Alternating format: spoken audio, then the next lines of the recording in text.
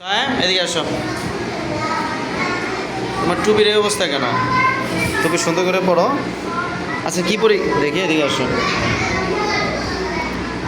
আজকে তোমার কি পরীক্ষা?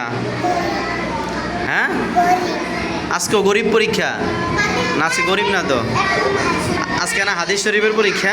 জোরে বলো, আজকে কি পরীক্ষা? আজকে কি পরীক্ষা?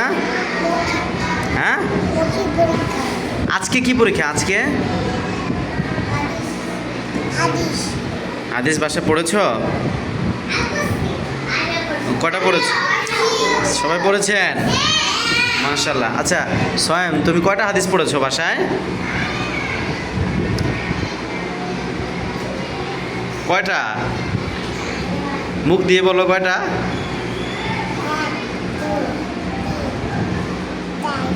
কটা পড়েছ?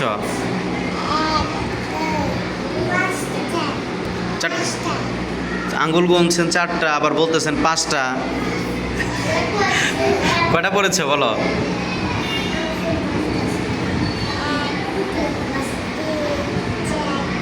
কটা কটা পড়েছো বলো? 4টা হাদিস পড়েছো? কে পড়াইছে তোমাকে? তাই নাকি? কখন পড়েছো? রাত্রে না সকালে? রাত্রে কটা বাজে? হ্যাঁ, রাত্রে কয়টা পড়েছো সোয়েম? আচ্ছা বলো তো দেখি, 1 নম্বর হাদিসটা বলো জোরে।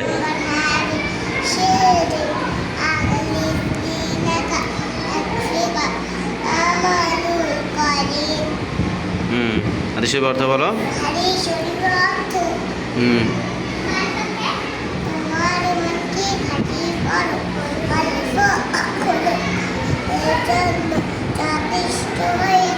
মাশাআল্লাহ বলে সবাই। আমাদের সোয়েম, ছোট্ট সোয়েম 1 নম্বর হাদিসটা বলেছে, আখলিস দীনাকা ইয়াকফিকাল আমালুল কলিল। অল্প আমলই নাজাতের জন্য যথেষ্ট হবে যদি ইমানটা খাঁটি হয়। খাঁটি ইমানের সাথে আমাদের ছোট্ট শিশু হাদিসের আলোকে বুঝিয়ে দিয়েছে সবার আগে ইমান, এবং সেটা পরিশুদ্ধ ইমান।